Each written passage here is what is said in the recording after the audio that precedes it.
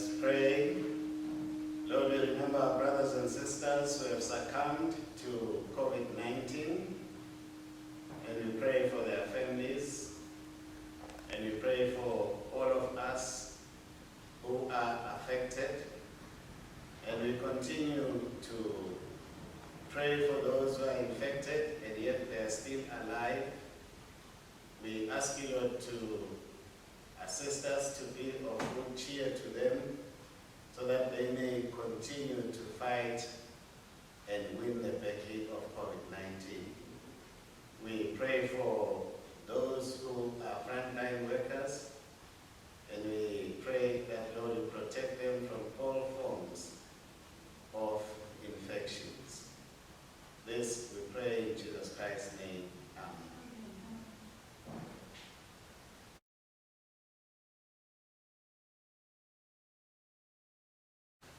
Siyambusela bazalwane egameni lenkosi yethu Jesu All Saints Cathedral. Amen. Sisesontweni lesithathu uLent. Sizaqhubeka sihleti esikhatsini lapho singakhoni ngokuthi sibe ndawonye khona i-lockdown. Bese phinde yathuthukiswa ngemasonto lamabili. Lokusho ukuthi vele ngathi sidagcina sesibonana nga-Easter. Sinathathele thuke Lilian lo sicophela le nkonzo, sibe nababesigudla lo sendela leti nkonzo esikhathini esiningi, bakanye na Canon Zulu. Inkonzo ke iyaqhubeka ekhasini 104. Siyakhumbula nje ukuthi ngoba sisesikhatsini lapho singakhoni ngokuthi sitijabulise khona ingoma ke yekudumisa uNkulunkulu siseyimisile, kungakho ke sisuka esigabeni sekuqala siye esigabeni sesikhombisa. Inkosi isibusise. Amen. Inkosi ayibe nani? Ayibe nawe futhi.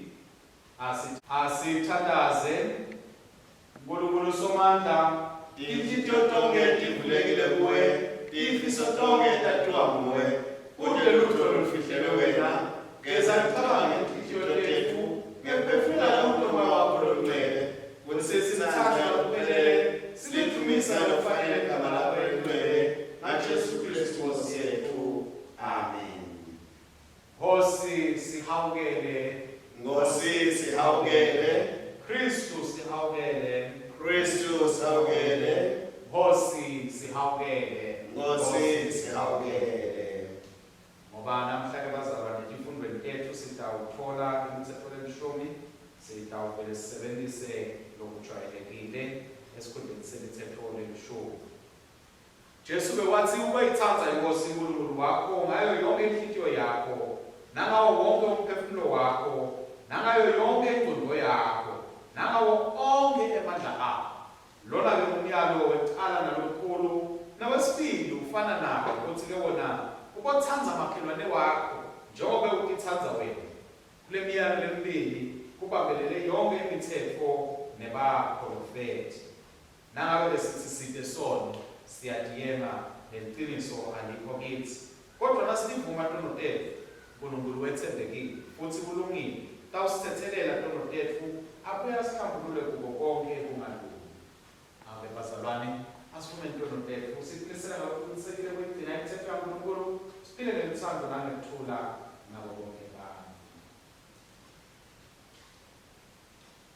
Asithandaze.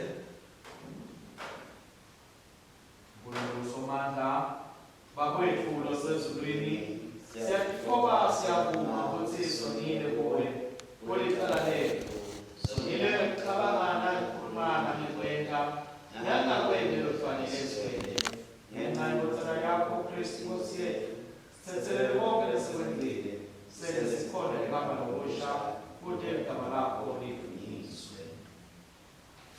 uNkulunkulu Somandla uthethelela bonke laba phenduka ngeliqiniso, asihawukele, sithethelele tono tethu, asikhulule kuto, asimisa siqinise elungeni konke, asigcine nasephileni lokungenanini ngaye Jesu Kristu inkosi yethu. Amen. Sithandaze, thandaza lomuhla, sithandaza kanye sithi Nkulunkulu emgcozi nemandla, indodana yakho yaxoshela ngaphandle kwetempeli bashintshi betimali. Sigeze ekukhathini udale kabusha kithi indzawo yokuhlala kumngcele bakho. NgaJesu Kristu inkosi yethu, nohlala kusaname namoya oyingcwele, Nkulunkulu munye, nyalo naphakade. Amen. Sitawulalela-ke izifundo zalomhla bazalwane. Amen. Siyalungisela ibandla egameni lenkosi yethu Jesu. Amen. Sifundo sekuqala sibhalwe encwadzini ya-Exodus sahluko 20 siqala evesini lekuqala. Nkulunkulu wakhuluma nanga emavi wathi, nginguSimakathe Nkulunkulu wenu lowanikhipha eGibhithe eveni lebuqili. Ungabi nalomunye nkulunkulu ngaphandle kwami. Ungatendeli sithixo noma umfanekiso walokusezulwini etulo noma walokusemhlabeni phasi noma walokusemandini ngaphasi kwemhlaba. Ungasikhothameli noma usikhonde, ngobe mina Simakathe Nkulunkulu wakho ngiNkulunkulu lonesikhwele. Labo labangikhonzako siyijeziso sami ngesono saboyise ngisehlisela ngisho nakubantwana babo besitukulwane sesithathu nesesine. Kodwa labangithandzako nalabagcina imiyalo yami ngibehlisela umusa wami longapheli etinkulungwaneni tetitukulwane netitukulwane tabo. Ungaliphatsi ngelide libito laSimakathe Nkulunkulu wakho, ngobe Simakathe uyawumbeka licala lo lophatha libito lakhe ngelide. Khumbula Sabatha, uligcine libe ngcwele. Umsebenzi wakho uyakuwela emalanga lasithupha, kodwa lilanga lesikhombisa lisabatha laSimakathe Nkulunkulu wakho. Ngalelo langa kufanele ungasebenzi wena, nendodana yakho, nendodzakati yakho, nesisebenzi sakho lesiduna noma lesisikati, ngisho netinkomo takho, nesihambi lesingenisekakho.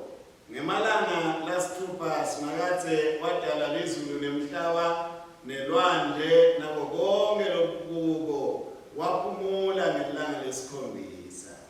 Ngakho-ke Simakathe walibusisa, walingcwelisa leli langa lelisabatha. Hlonipha uyihlo nenyoko, khona tinsuku takho titabanza kulelive lengikunika lona. Ungabulali, ungaphingi, ungebi, ungafakazi emanga ngamakhelwane wakho. Ungayihawukeli indlu yamakhelwane wakho, ungamhawukeli nemkakhe, nesisebeni sakhe, lesiduna noma lesisikati, netinkomo takhe, netimbongolo takhe, noma yini lanayo. Livi lenkosi leyo. Akabongwe Nkulunkulu. Lihubo lanamhlanje bazalwane, lihubo lelishumi nemfica litholakala ekhasini 628, lihubo number 19. Ngitawusho ingxenye yokuqala yevesi nine bese niyalandzela ingxenye yesibili yevesi sithe siyofika ekugcineni. Lihubo lelishumi nemfica. Emazulu ababata bukhosi baNkulunkulu, nemkhathi wembulali ikhono lakhe. Lusuku lutshela lulandzelako, nebusuku bulandzisa lobulandzelako ngalolwati. Kude inkulumo, kude nemavi, kude neliphimbo lelivakalako. noko-ke liphimbo lako liphumele emhlabeni wonke, nemavi akho aphumele emhlabeni wonke.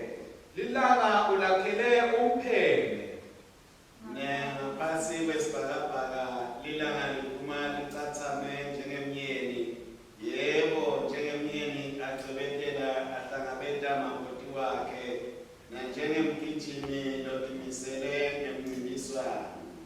liphuma ngale kwemaphethelo elizulu litumelete lize liye kumpamba unina kude lokusithakele ekushoneni ekushiseni kwalo.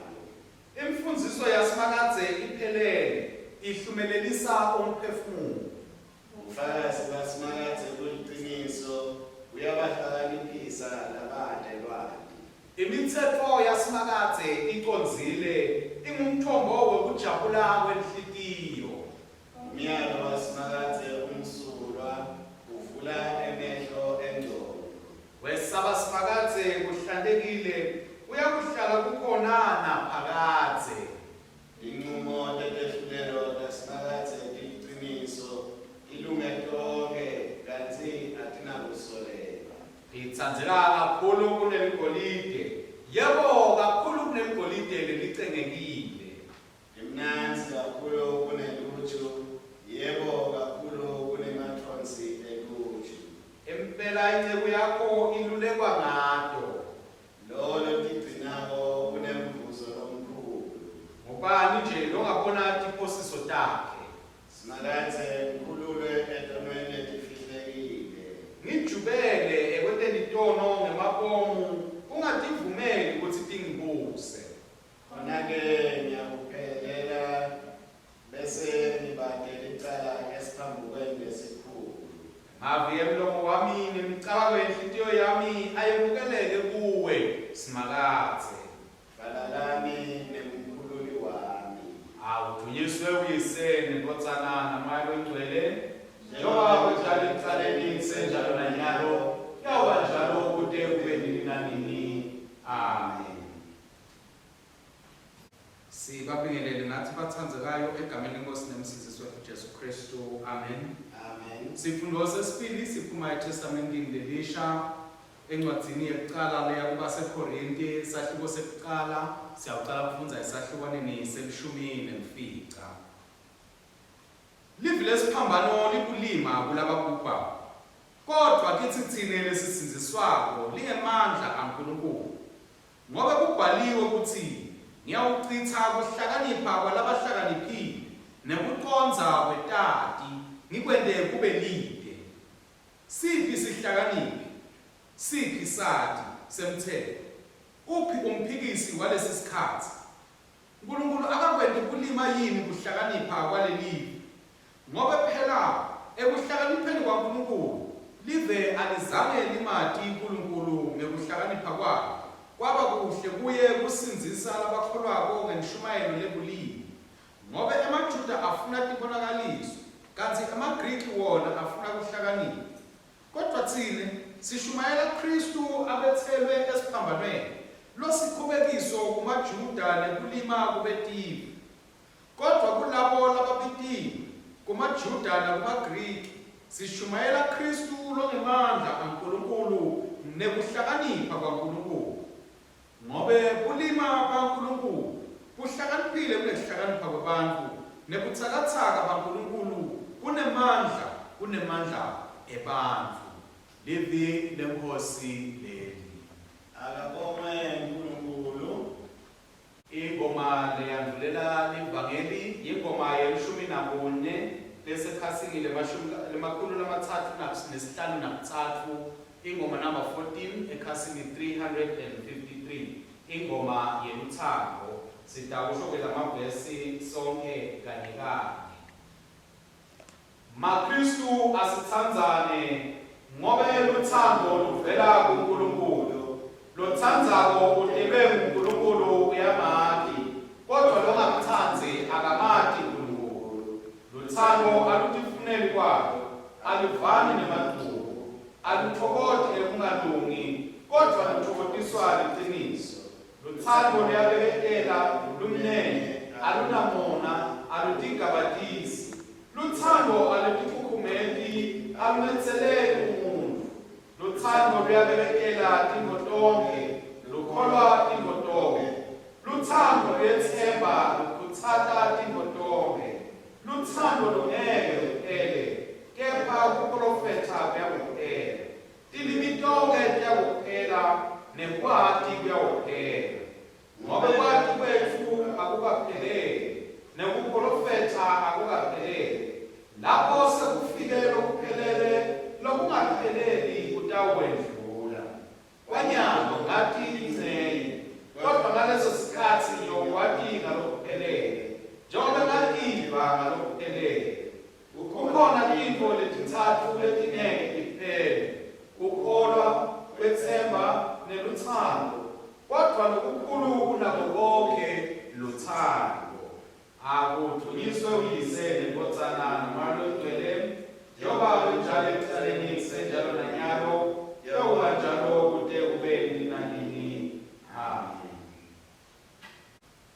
Inkosi ayibe nani. Ayibe nawe futhi. Lalelani tindzaba letinhle ngekulandzisa kwemvangeli Johane Longcwele. Sehluko sesibili sifundza kusukela evesini lelishumi nakutsatfu. Akanyiswe Kristu umsindisi wethu. Bese kusondzele sikhatsi semkhosi weliphasika lemaJuda. Ngako Jesu wakhuphukela eJerusalema. Wakhandza abantu ethempelini batsengiselana tinkomo, netimvu, nematuba. Labanye bebantshintshela timali, bahleti ematafuleni. Wesuka weluka siswebhu ngetintsambo, wabacosha bonke ethempelini, kanye netimvu netinkomo, wachitsa timali tebantshintshi, wagelula ematafula. Watsi kulabo lebebatsengisa ngematuba, susani loku lapha, ningayeni lendlu yababe ibe yindlu yekutsengiselana. Bafundzi bakhe base bayamkhumbula kutsi umbhalo uthi, yebo Nkulunkulu, ushisekela indlu yakho kuvutsa njengemlilo ngekhatsi kwami. Ngako-ke emaJuda ambuta athi, usikhombisa sibonakaliso sinike nawenta nje. Jesu waphendula wathi, bhidlitani lethempeli, mina ngitalivusa, ngilakhe ngemalanga lamatsatfu. Ngako-ke bambuta bathi, uthi utalakha ngemalanga lamatsatfu, uthi uyati nje kutsi lathatha iminyaka lengama-46 lakhiwa lelithempeli. Kodwa lelithempeli labekhuluma ngalo Jesu bekulithempeli lelumtimba wakhe. Wathi ngase avukile ekufeni, bafundzi bakhe base bayakhumbula kutsi wathi bakholwa ngumbhalo nangemave akhe lebewakhulumile. Nali leli vangeli laKristu. Akamoya Kristu inkosi yethu. Sitawumemetela kwazabane ukukholwa kwethu ngaso sivumo selikholo senasiya sisho kanye sithi siyakholwa kuNkulunkulu munye uyise somandla umendi welizulu nemhlaba newakho konke lokubonakalayo nalokungabonakali. Siyakholwa kuyo inkosi yinye Jesu Kristu ngozanale leyodwa uNkulunkulu ivele uyise kulekhatsi tonke. INkulunkulu ivela kuNkulunkulu, ikukhanya ivela kuwo ukukhanya. INkulunkulu uqobo ivela kuNkulunkulu uqobo. Yavela ingayibanga, sicu sayo sinye neseyise, lokwentiwa ngayo konke. Leta ezulwini, incede thina bantu ngangekusisindisa. Yaba inyama ngamandla kwalo ngcwele, kuyo intombi Maria, yaba ngumuntu.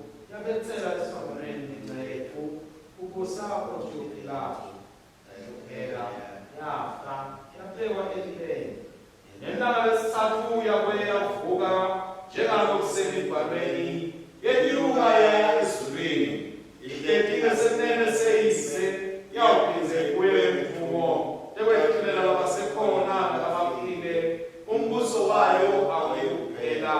Siyakholwa nakuMoya Oyingcwele loyinkosi lophikisako lophuma kuyise nenkodzana lobongwako athunyiswe kayise nenkodzana lowashumayela abaprofeti. Siyakholwa nakulo libandla linye lelingcwele likatolika lebapostoli. Sivuma ubhapatiso munye wekuthethelela tono ngakuvuka kwalabafile nekuphila kwetikhatsi letikako. Amen. Siyanibingelela bazalwane, sisaqhubeka nenkonzo namhla esonweni lesithathu kuLent. Sibuka indzaba yokuthi singawakha kanjani umthangala wengabukabu yekukhahlela loko lokungesiko lokuhle noma kukhahlela sono.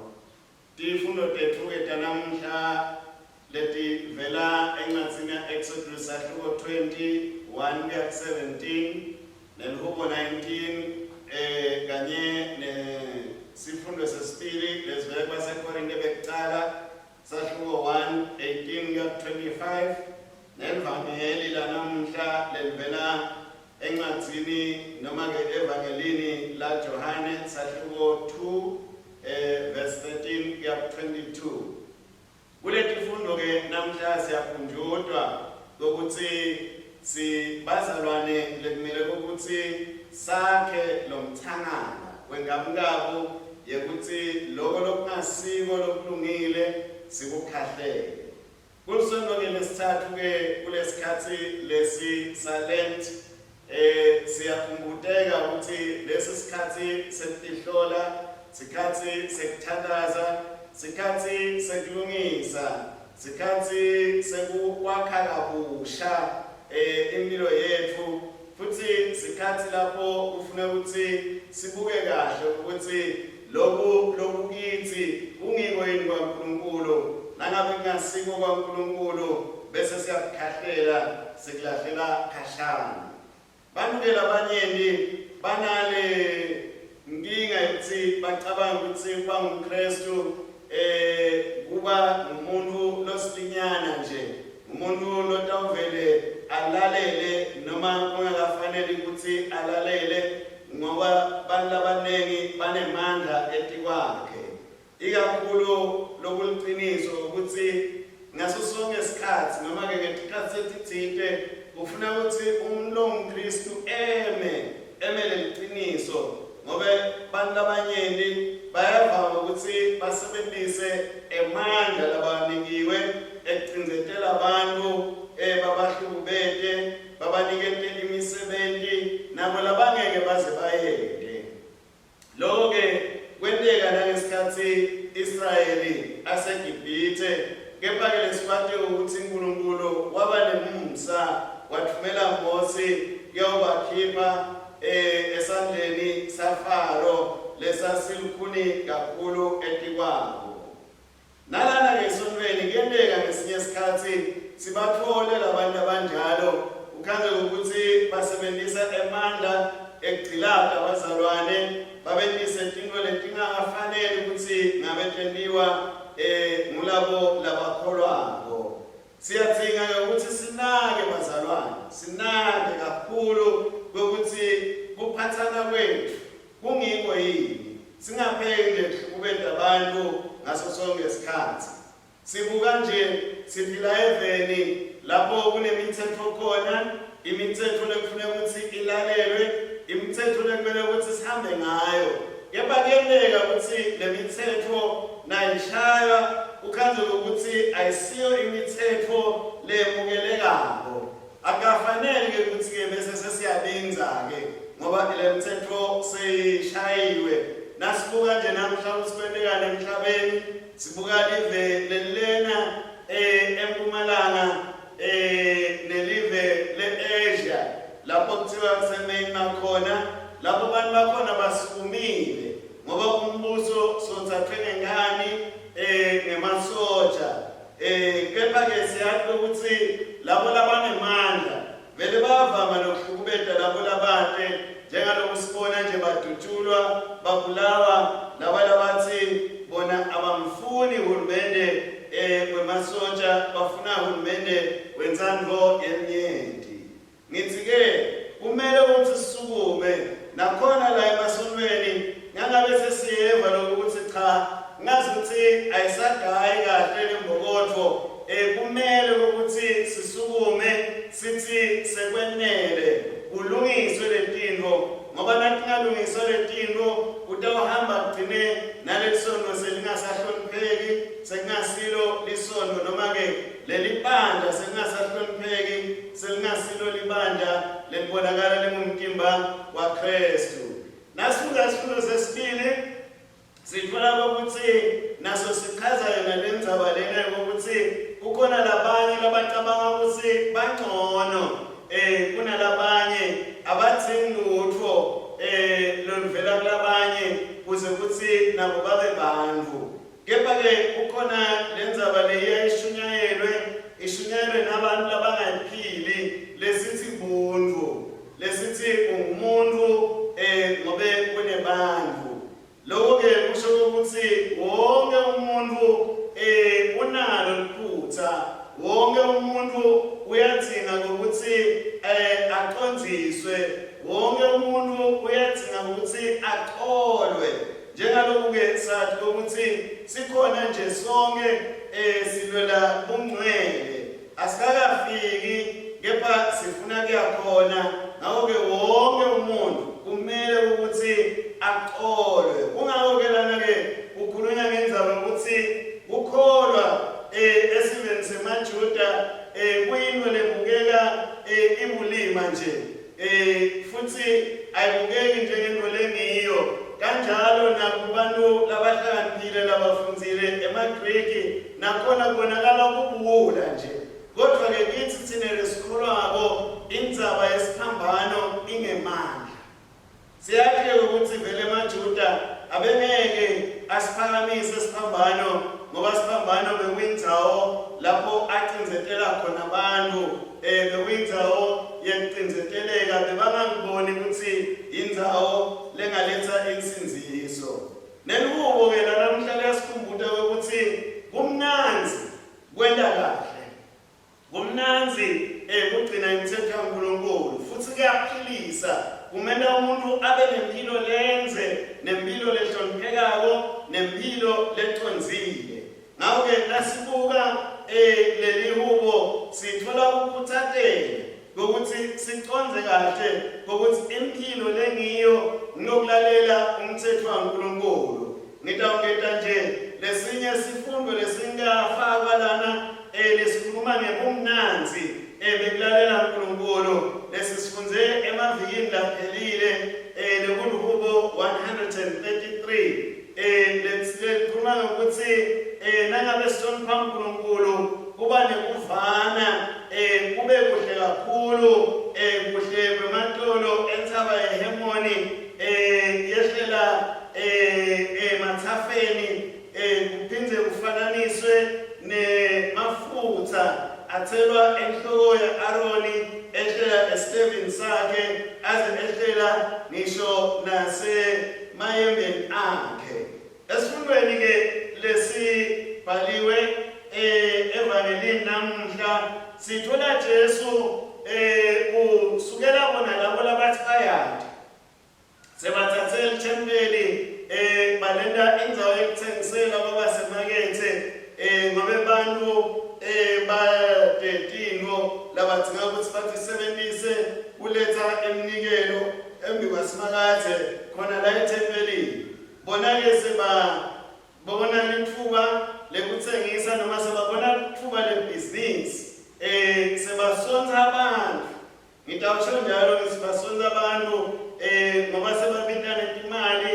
netimbetolo ukuthi basebenzise lithuba bathole imali noma-ke bacinzetele labo labanganalutho ngekubathengisela loko lokutidzingo tekuthi banikele emnikelweni lofanele ethempelini Jesu-ke uyaguqula lokho ukuthi msani kuthatha indlu yababe nidlale ngayo akusiyo indlu yekudlalela le kepha indlu yekukhonza siqhubeka-ke bazalwane sesicetha siyafisa ukuthi silingise Kristu ukuthi ngalelinye ilanga singesabi lokusukuma ukuthi intilo tilungiswe singesabi ngoba ngesinye isikhathi siyesesabe nangena Kristu lana ufike ushaya abantu noma-ke wena enkalvasi ususa kungcola lokusekhathi endlini yaNkulunkulu lokusho ukuthi-ke nathi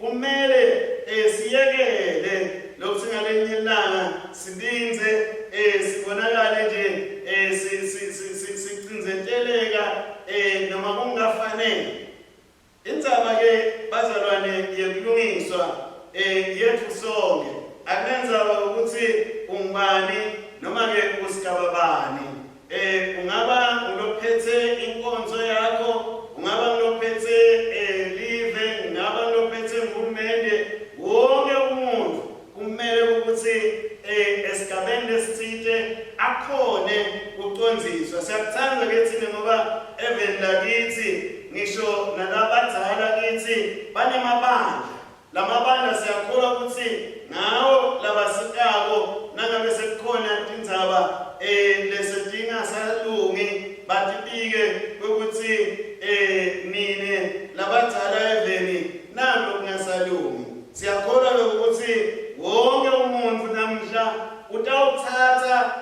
akhe lo mthangala wemandla wekulwa nekukhahlela impilo lengasiyo lengcwele noma ke yekulwa nekukhahlela sono. Kwalathi-ke bazalwane uNkulunkulu angasibusisa asinikete lolo gqozi lokuphila impilo lengcwele yebuKristu. Siyambonga ke uNkulunkulu ukuthi ahambe nathi afike la.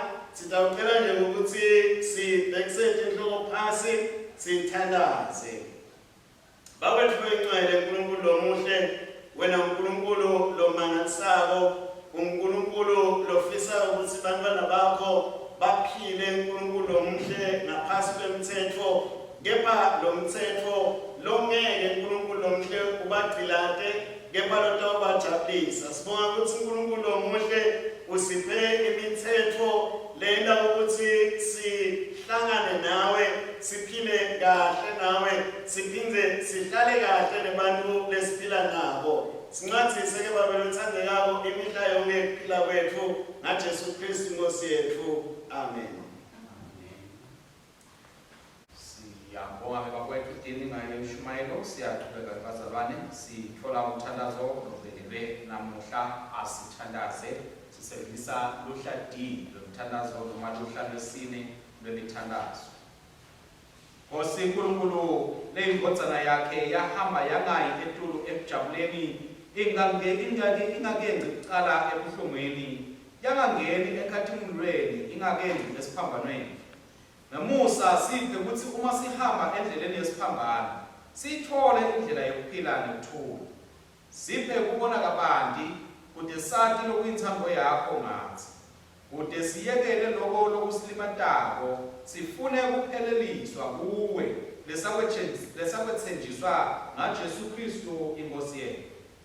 Nkulunkulu wamusa, phuthuma kusisida sisathela imvumiso kuwe, gcwalisa timpilo tethu ngekuthula kwakho, sisavula tinhliziyo tethu kulo livi lakhe simele insinziso yakho. Wena ufuna inhliziyo lemele ukuvumela ukuthi ungene kuyo. Hlanka-ke tinhliziyo tethu utende tikhone ukukwemukela, tikuvumele ukuthi ungene ubuse kuto, kude inthando yaNkulunkulu yevuleke ngekhathi kithi, yamukeleke futhi kithi. Yena kabusha etimpilweni tethu simakathe, kude silubone uthando lwakho. Ngena etinhliziyweni tethu kabusha Nkosi, kude labanye balubone uthando lwakho kithi. Live lilahlekile la ungekho wena, futhi sediwe ukuthi satise live ngawe, likwemukele empilweni takho. Siphe Nkosi umusa lotawusivumela ukuthi usihlande njengelithempeli lakho, kude uthola kithi indzawo yokuhlala kwamoya wakho longcwele, lotawusipha emandla nekukhona ukukhonda. Baba losezulwini, logcwele umusa nekuthetheleni, gcwalisa ibandla lakho ngekugcwele, kude kuthi kucondza kwethu tindlela takho kuye ngekujula tinsuku ngetinsuku, bese imisebenti nekukukhonda kwethu kudumisa libizo lakho. Nkulunkulu lwethembekile lonelithando, usibusise ngenceku yakho leyingodzana, kude sitewukwati ukukhonda kubantu ngemithetho coco nangemusa. Hlanganisa tidzingo telive netalabanye, sitinikela kuwe ngeluthando nangekukholwa. Sifuna ukuthi siqiniswe ekutheni tihlangabetwe. Wena longcwele lodale tinkhanyeti nelwandle, luthando lwakho lungaguquki, lubonakaliswa endalweni yonke. Livi lakho libita imihlaba nemiphefumulo lengabaleki. Umthetho wakho uyavuselela welulade.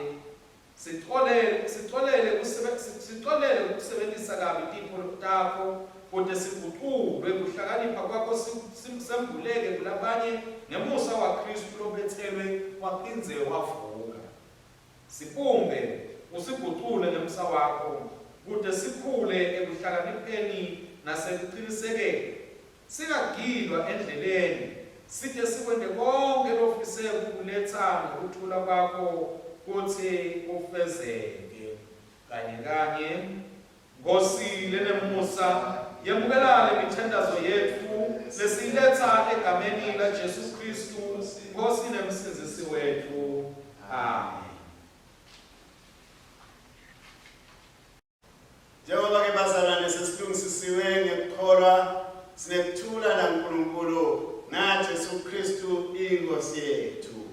Uthula kwaNkulunkulu akube nani ngetikhathi tonke. akwazi. Amen. Siyabonga ke bathandekako.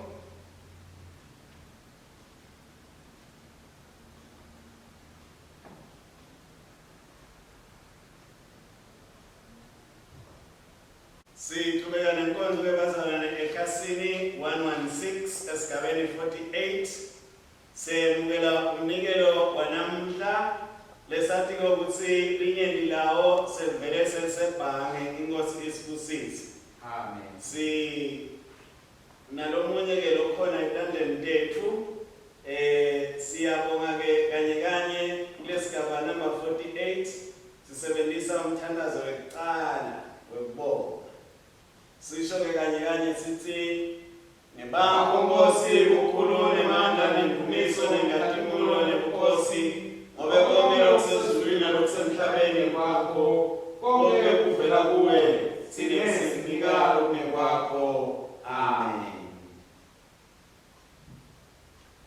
Uyabongeka Nkosi uNkulunkulu mdalweni wetonke ngemsakho sinanasikwa lesinikela ngaso sivela emhlabathini sibeketandade bantu sita kuba sikwa sekuphila kithi. Akabonge uNkulunkulu nini na nini. Uyabongeka Nkosi uNkulunkulu mdalweni wetonke Musa wakho sinanali luwayini lesinikela ngalo lesiselo semvini nemsebenzi wetandade bantu lita kuba indzebe yensinziso kithi. Akabonge uNkulunkulu nini na nini. Sita usebenzisa umthandazo wekuqala wekubonga ekhasini lelandzelako 117. Inkosi ayibe nani. Ayibe nawe futhi. Nyenyusani tinhlitiyo tenu. Siyapenyusela enkosini. Asibonge Inkosi uNkulunkulu wethu. Kufanele kulungile ukubonga nokumdumisa. Fanele impela kumsebenzi nenjabulo yethu Nkosi babelo sezulwini uNkulunkulu somandla loninanini. Siyabonga ikhasi tonke nasenzaweni tonke naye Jesu Kristu indodana yakho loyedwa Inkosi yethu. Ngobe ngaye wadala konke ekuqaleni wasenda ngemfanekiso wakho uqobo. Ngaye wasindisa ekugcineni besono nomnikela kube atalwe njengemuntu afe esiphambanweni akuyavuka inxa yethu. Ngaye wasikhetha sabantu bakho nomhlalisa nawe esihlalweni sebukhosi ezulwini. Ngaye wathumela moya wakho longcwele nalo philisako. Nyalo ke siyakubonga ngobe wethembisa ukuthi nome ubani lonatha emanti laphili losipha wona akayiboma futhi. Ngakho-ke sihlangene netingelosi netikhulutato nekubanda lonke lasezulwini sibabata wena sinoma kukhulu neludungo lwakho siyakudumisa nyalo nanini sithi ungcwele Nkosi uNkulunkulu wamandla nobukhosi izulu nemhlaba uvele udungo lwakho hosana weliphezulu ubusisiwe lotabo egameni lenkosi hosana weliphezulu. Sisekhasini 118 siqhubeka nenkonzo khona sibe babe ngayindodana yakho Kristu Inkosi yethu ngayemukela iminikelo yethu yekubonga nekudumisa thumele moya wakho longcwele kwethu nasetikhaleti tipho tethu singwa nelwayini kuthi kube ngumtimba wakhe nengadi yakhe kithi ngobe ngebusuku lanikelwa ngakho wathatha singwa wathi sekakubongile wasihlephula wabapha abafundi bakhe wathi thathani lokhu nidle ungumtimba wami lonikelelwa nine yendani lokhu ube ningikhumbule.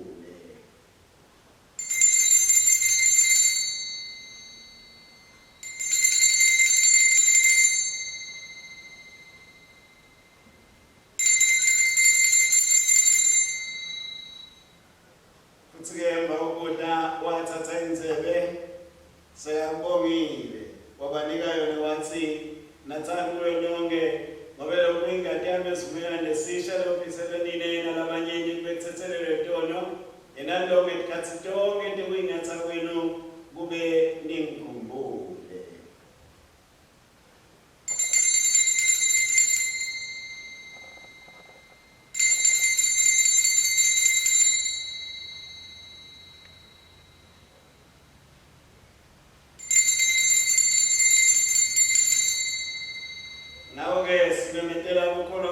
sithi Kristu wafa, Kristu uvukile, Kristu utawubuya futhi. Babele mnelethini bantu bakho sikuphala umkhosi ngaleti tipo takho sibeka imbi kwakho umhlatshelo wodwa lophelele waKristu Inkosi yethu. Sibonga kuvuka kwakhe kulabafile nekwenyukela kwakhe ebukhosini bezulu. Nkosi enemusa semkele ngaye noma singafaneli ekuthi thina sihlanganyela umtimba nengadi enwetsana yakho sihlanganiswe bantu bonke balesi sikhathi nebetitulwane tonke. Siphe ukuthi sisinzele kuya kwaKristu umsindisi wethu ngethunywa nangekunqoba kombuso wakhe sikuleti insuku tonke kufanane naye.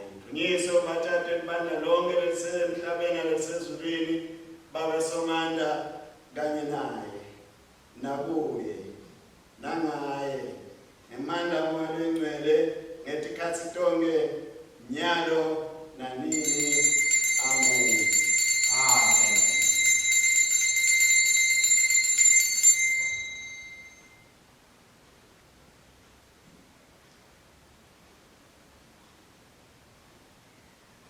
Ikasi 100, Ikasi 126. Situlana nkonzo esigabeni 77. Njalo Kristu wasifundisa sinesibindi sekuthi Baba wethu losezulwini akuweliswe igama lakho, umbuso wakho awude, inzando yakho ibe emhlabeni njengasezulwini. Siphe namuhla ukudla kwethu konke, sithelele nokethu.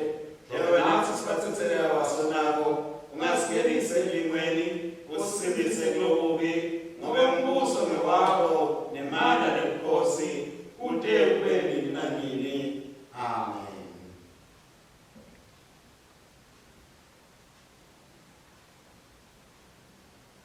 Singwa lesistepdako asiyo yini inhlanganyelo yomtimba waKristu.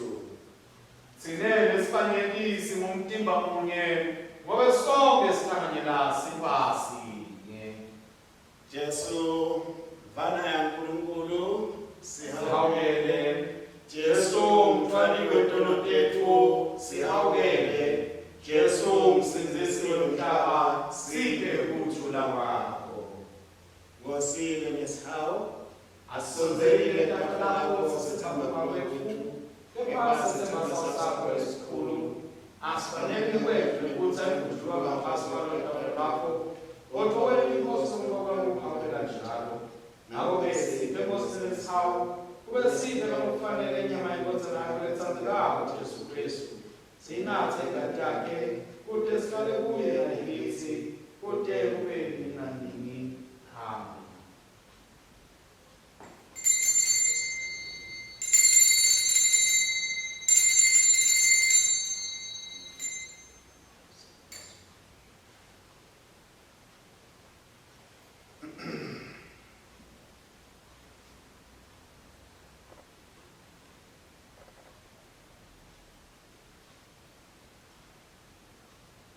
Kasonzele sitamkela umtimba wethu Jesu Kristu lowanikela ngenxa yethu nengadi yakhe lasofisela yona sinlethe enhlitiyweni tethu ngekukholwa nangembongo.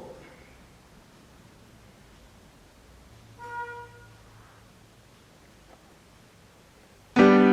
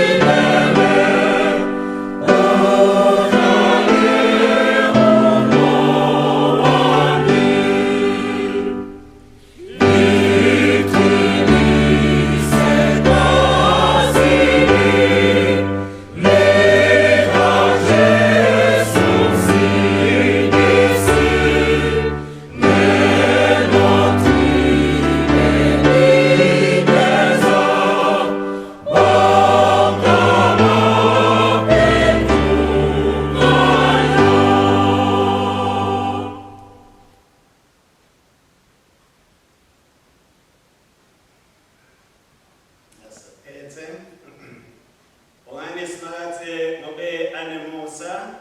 Singawusakhe asipheli nanini. Simakathe uNkulunkulu umnikati wamandla onke. Siyabonga ngoba ngalethi mfihlakalo etingcwele usondile ngemtimba nengati yendodzana yakho umsindisi wethu Jesu Kristu. Nangokusigcina ngemsa wakho emtimbeni wendodzana yakho inhlangano yabo bonke labakholwako. Sisinde kube sibeketele njengemakholwa laphilayo kulobudlelwano lobungcwele nekube sikhule emthandweni nasekulaleleni intsandvo yakho ngaye Jesu Kristu Nkosi yethu lokhona kusa kanye nawe namalo ingcwele uNkulunkulu munye kude kubeni nanini. Amen. Babe mnikati wamandla siyinikela kuwe Jesu Kristu Nkosi yethu ube semkhathelo philako sithumelele ngemandla wakho longcwele sambe sisebenele ithumele Nkosi wakho. Tulawa Nkulunkulu wengakhonza bonga ticine inhliziyo tethu nemicabango yethu simanti Nkulunkulu simthandze kunye nendodzana yakhe Jesu Kristu iNkosi yethu. Nesibusiso saNkulunkulu somandla uyise nendodzana namalo ingcwele asibekitsi njalo kude kube nini nanini. Amen. Amen.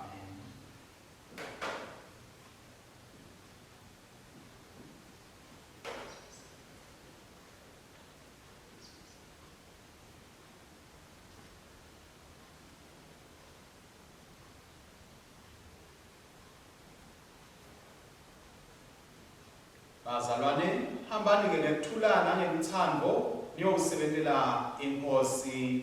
Amen. Egameni laKristu. Amen.